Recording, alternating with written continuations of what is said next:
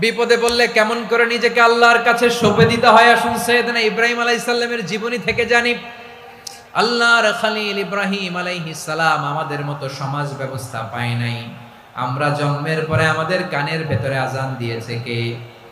একামত দিয়েছে কে? আমাদের বাপ দাদারা আমাদের কানে আজান দিয়েছে কি? দেয় নাই।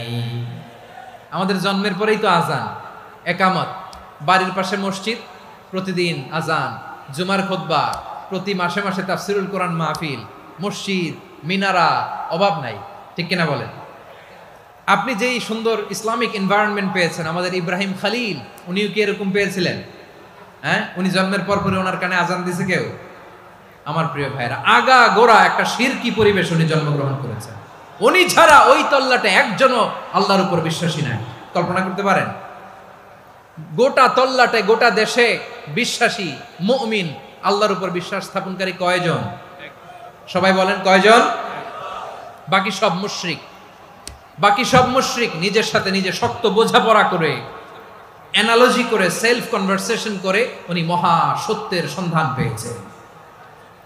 উনি আকাশের তারা দেখে ভাবে মনে হয় এটাই আমার খোদা, পরে দেখে তারা নাই, মনে মনে বলে না তাইলে এটা না।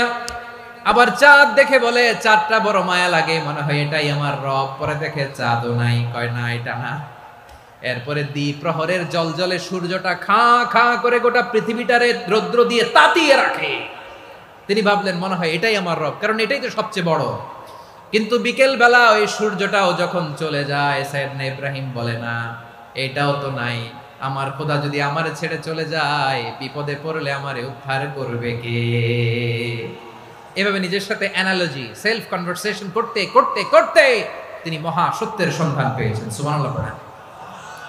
সব শেষে তিনি ডিসিশন নিয়ে ঘোষণা দিলেন, ইন্নী ওয়াজ্জাহাতু ওয়াজহিয়া লিল্লাযী ফাতারাস সামাওয়াতি ওয়াল আরদা ওয়া মা আনা মিনাল মুশরিকিন।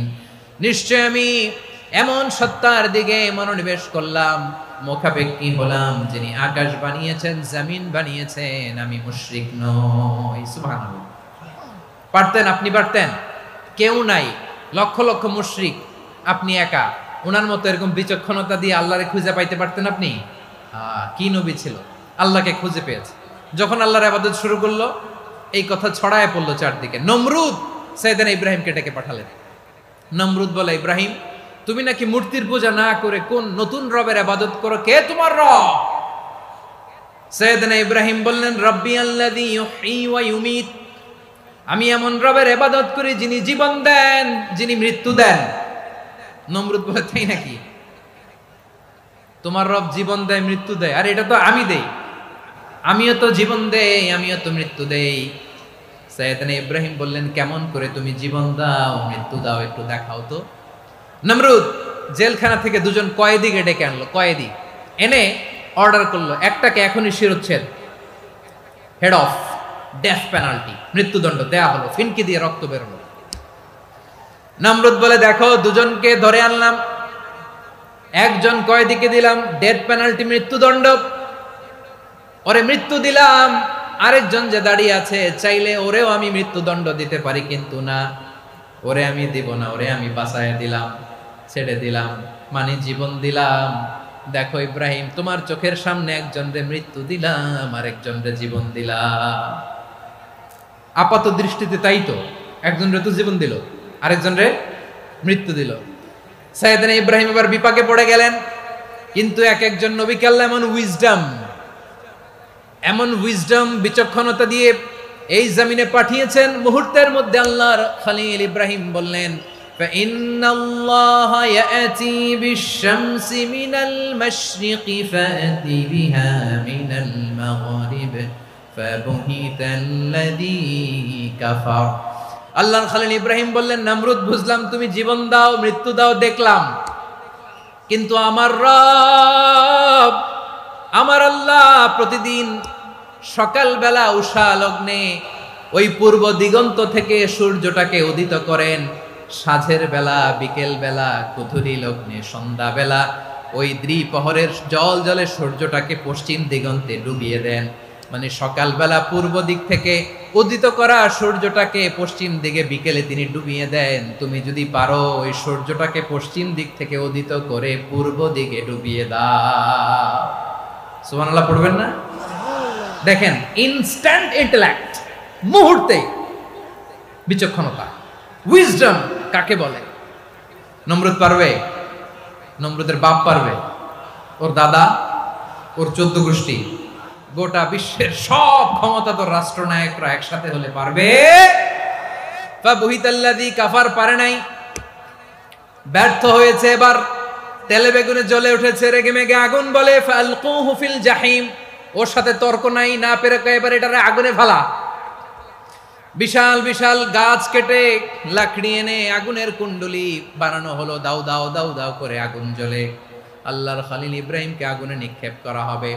আল্লাহর খলিল সাইয়েদনা ইব্রাহিমের হাতের মধ্যে রশি দিয়ে টাইট করে বাঁধা হলো, পায়ের মধ্যেও টাইট করে রশি দিয়ে বাঁধা হলো। আল্লাহর খলিল ইব্রাহিমকে আগুনের কুণ্ডলির মধ্যে ফেলা হবে। ওমিয়া, আপনি যে বিপদের কারণে ভয় পান, হতাশ হন, এটা কোনো বিপদ ওনার বিপদের সামনে? পটুয়াখালী আওয়াজ করে বলুন, সাইয়েদনা খলিল ইব্রাহিমের বিপদের সামনে আমাদের বিপদগুলো কোনো বিপদ? এটা কোনো বিপদই না, এটা কোনো বিপদই না। হাত পা বেঁধে টাইট করে নিক্ষেপ করা হবে, সিম্পলি ফেলা যাবে না, কারণ দাও দাও করে দ্য ব্লেজিং ফায়ার, এমন আগুনের কুণ্ডলি কাছে যাওয়া যায় না, আগুনের উত্তাপে নিক্ষেপ করা হবে। হাতে রশি বেঁধে, পায়ে রশি বেঁধে আল্লাহর খলিল ইব্রাহিম আলাইহিস সালামকে আগুনের মধ্যে নিক্ষেপ করা হবে। আহা, এটার বলে অগ্নি পরীক্ষা। উনি অগ্নি পরীক্ষার সম্মুখীন হয়েছিলেন। এজন্য কঠিন পরীক্ষাকে আমরা অগ্নি পরীক্ষার সাথে তুলনা করি, ঠিক কিনা? সাইয়েদনা জিবরাইল এসে বললেন, ও আল্লাহর খলিল, ওরা তো আপনার হাতও বেঁধে ফেললো, পাও বেঁধে ফেললো, নড়াচড়ার সুযোগ নাই, বলেন আমি জিবরিল ফেরেশতা আপনার জন্য কি করতে পারি? আল্লাহর খলিল ইব্রাহিম বলেন, ও জিবরাইল, তোমার কাছে আমার কোনো চাওয়া পাওয়া নাই। সুবহানাল্লাহ বলেন। তোমার কাছে বলার কিছু নাই, তোমার সাহায্যের আমার দরকার নাই। সাইয়েদনা ইব্রাহিম আলাইহিস সালামকে হাতে পায়ে রশি বেঁধে, হাত পা বাঁধা অবস্থায় জ্বলন্ত অগ্নিকুণ্ডে যখন নমরুদের দলবল নিক্ষেপ করবে, আল্লাহর খলিল কিভাবে নিজেকে আল্লাহর কাছে সঁপে দিয়েছেন, পটুয়াখালীর ভাইরা খেয়াল করে শুনুন। হাত পা বেঁধে আল্লাহর খলিলকে যখন নিক্ষেপ করা হবে, তিনি মুখ ফুটে বলে ফেললেন, হাসবুনাল্লাহু ওয়া নি'মাল ওয়াকিল। হাসবুনাল্লাহু ওয়া নি'মাল ওয়াকিল, আমার জন্য আল্লাহই যথেষ্ট, আমার জন্য আল্লাহই যথেষ্ট। তিনি আমার সবচেয়ে বড় গার্ডিয়ান, তিনি আমার সবচেয়ে বড় অভিভাবক। জিব্রাইলের সাহায্যে অফারকে ফিরিয়ে দিলেন। দুনিয়ার বুকে কারো কাছে কিছু বলেন নাই, মুখ ফুটে বলেছেন হাসবুনাল্লাহ। ও আমার পটুয়াখালীর প্রাণের ভাইয়েরা, খেয়াল রাখবেন, কোন বান্দা তার হাতে থাকা সব চেষ্টাটুকুন করার পরে মুখ ফসকে মুখ দিয়ে যখন বলে ফেলে হাসবুনাল্লাহ, বান্দা যখন হাসবুনাল্লাহ বলে ফেলে, ওই ব্যাপারটা ডিল করার দায়িত্ব স্বয়ং আল্লাহ আরশের উপর থেকে নিয়ে নেয়। আপনি যখন বলে ফেলবেন হাসবুনাল্লাহ, এটা ডিলিং করবে কে তখন? চিল্লায় বলেন না, তিনি কে? বান্দা তার সাধ্যের সবটুকু চেষ্টার পরে নতজানু হয়ে যখন বলবে হাসবুনাল্লাহ, আল্লাহ তুমি আমার জন্য যথেষ্ট, নি'মাল ওয়াকিল, তুমি আমার শ্রেষ্ঠ অভিভাবক, তখন তার কি দরকার না দরকার এটা ডিল করে স্বয়ং আল্লাহ। নিক্ষেপ করা হলো সাইয়েদনা ইব্রাহিমকে অগ্নিকুণ্ডলিতে। হাজার হাজার মানুষের দৃশ্য দেখার জন্য জড়ো হয়েছে এরকম বিশাল ময়দানে। কিন্তু কি অবাক করা ঘটনা, সবাই ভয় পাচ্ছিল, না জানে কি হয়ে যায়। আল্লাহর খলিলকে যখন আগুনের কুণ্ডলিতে নিক্ষেপ করা হয়, আল্লাহর খলিল ইব্রাহিম আগুনের কুণ্ডলীর মধ্যে বসে বসে মানুষগুলোর দিকে তাকিয়ে হাসতে শুরু করে দেয়। কারণ আকাশ থেকে রব্বুল আলামিন স্পেশাল ভার্ডিক্ট নাজিল করেছেন, স্পেশাল হুকুম জারি করেছেন, কুলনা ইয়া নারু কুনি বারদান ওয়া সালামান আলা ইব্রাহিম। ও আগুন, খবরদার, সৃষ্টির শুরু থেকে তোকে একটা ধর্ম আমি বাতলে দিয়েছিলাম, তোর ধর্ম, আগুনের ধর্ম হলো যা পাবে জ্বালিয়ে সারখার করবে। আল্লাহ বলল, ও আগুন, তোর ধর্ম দিয়েছিলাম, তুই সব জ্বালিয়ে পুড়িয়ে সারখার করে দিবি। কিন্তু ক্ষণিকের জন্য আমি তোর জ্বালিয়ে দেওয়ার ক্ষমতাটাকে কেড়ে নিলাম, জ্বালিয়ে ভস্ম করে দেওয়ার ক্ষমতা আমি কেড়ে নিলাম। কুনি বারদান, ঠান্ডা হয়ে যা, কিন্তু এত বেশি ঠান্ডা হবি না আবার আমার ইব্রাহিমের জন্য সর্দি লেগে না যায়।